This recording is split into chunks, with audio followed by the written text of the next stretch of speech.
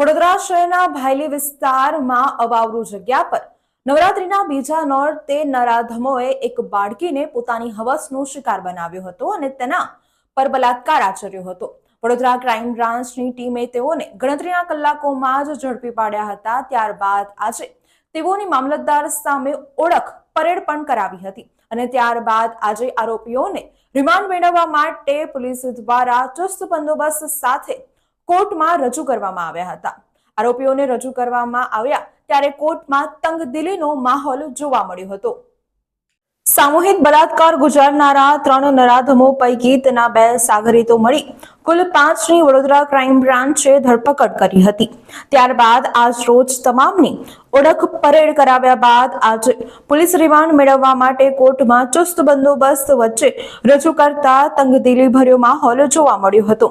સગીરા ઉપર સામૂહિક બળાત્કાર ગુજારનારા આરોપી મુન્ના અબ્બાસ બંજારા, મુમતાઝ ઉર્ફે આફતાબ સુબેદાર બંજારા અને શાહરુખ કિસ્મત અલી બંજારા સહિત તેના અન્ય 2 સાગરીતો જે ઘટના સ્થળેથી બાઇક પર નીકળી ગયેલા સૈફ અલી બંજારા અને અઝમલ બંજારાની આજે પોલીસ ઓળખ પરેડ કરાવ્યા બાદ રિમાન્ડ મેળવવા માટે ચુસ્ત પોલીસ બંદોબસ્ત સાથે કોર્ટમાં રજૂ કરવામાં આવ્યા હતા।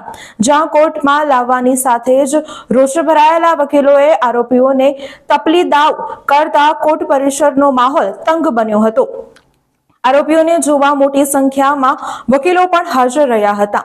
તેવામાં તમામ આરોપીઓને કોર્ટમાં રજૂ કરતા એક આરોપી ઊભો થઈને બોલ્યો, સાહેબ જેલ ભેજ દો, पुलिस बहुत मारती है। आटलू कहता ज वकीलोए गुजरात पुलिस जिंदाबाद ना नारा लगाव्या हता।